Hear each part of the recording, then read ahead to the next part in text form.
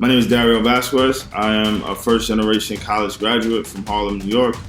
I'm the co-founder and CEO of the Brothers Hat organization.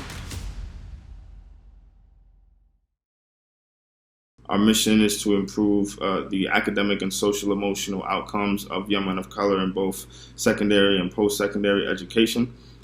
Today, Brothers Hat works with nearly 200 young men of color across New York State and in all 5 boroughs of New York City, recruiting, training, and hiring collegiate men of color to become mentors and positive male role models for young men of color in high school, providing access to college and career readiness opportunities, and creating pathways to full-time employment, specifically in spaces or institutions where young men of color are often underrepresented. We do cross-sector collaborations and partnerships with public and private institutions, corporations, and other nonprofits, and we've created this blueprint for addressing the ever-growing opportunity gaps young men of color face, and I would say also a blueprint, just as importantly, to challenge historically exclusive and predominantly white institutions to become more inclusive spaces for all young people.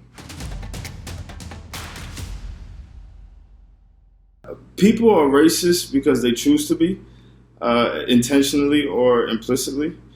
This issue does not exist on a spectrum between being racist and not being racist. In fact, it's a choice between being anti-racist or not. I think it's a grave mistake to answer this question by simply pointing at the way the history and legacy of racism and whiteness is embedded in racist ideologies within people around the world, because it removes agency, and then it suggests that individuals are just products of miseducation or social conditioning and ignorance. Although all that stuff is true, individuals will continue to be racist unless they grapple with the fact that whether they're intentionally racist or not, they are active participants in either maintaining the racist status quo or consciously combating against it. It's a choice that folks have, and I think that we must actively make a choice every day in order to embody anti-racism in everything we do.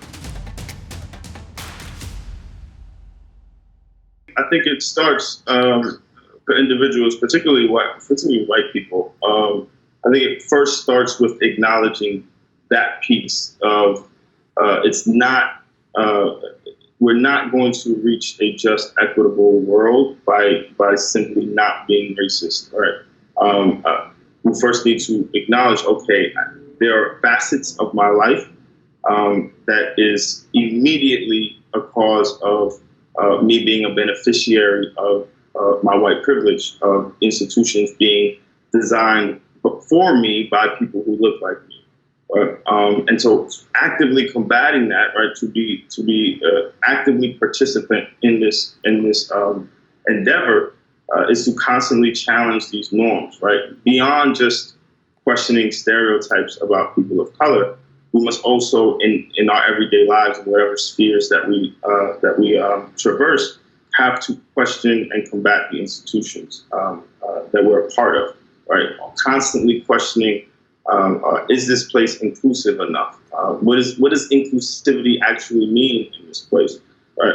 And what elements of these institutions need to be dismantled and redesigned to think about all people in the way that they're redesigned, not just one particular audience, the dominant white culture. Malcolm X being a heavy influence in my life since I was in high school, of course, me being from Harlem as well. I think that one of his last speeches that he gave, he brought the issue of racial discrimination and the lived experience of so many Black Americans to the global context, right? He brought it to the UN. He brought it to the national stage, to the international stage. And so for me, this day represents the next step in doing real anti-racist work, and that is acknowledging that this is a global international issue. And although we have issues, this issue is exacerbated in certain pockets of the world, unless we approach this from a united front, with folks from all over the globe, really recognizing how much of an issue this is still, we won't really be able to move forward as human beings, right, on this planet.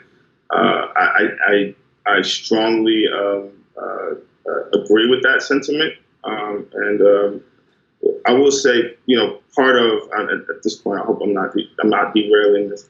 I will say part of Malcolm's reasoning for taking this to the international stage, to the global stage, was because he expressed discontent with the way America was approaching this issue, right?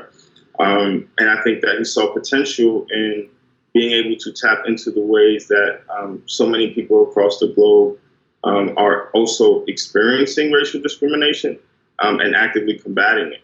And I think that if we all come to the table and learn from each other and attack this from all fronts, I think it will lead to a brighter future.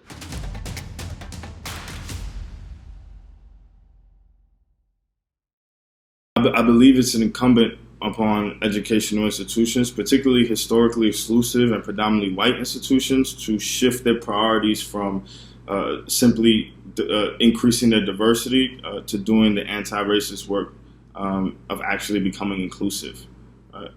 This means they must be willing to deeply examine and dismantle every facet of the institution that is exclusive or inequitable, because they were all intentionally designed by white people for white people.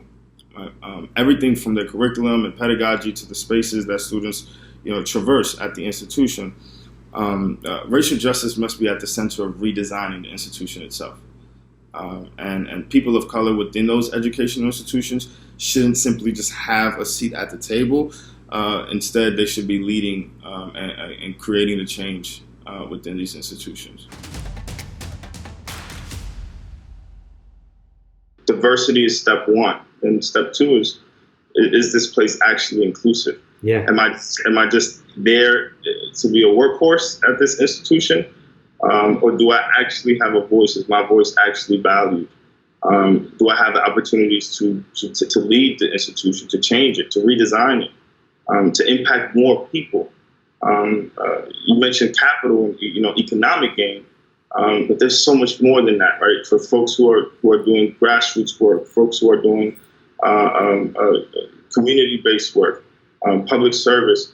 If we allow more people to lead that work, besides the status quo, we can have tremendous impact on a much broader scale. Society today has blind spots.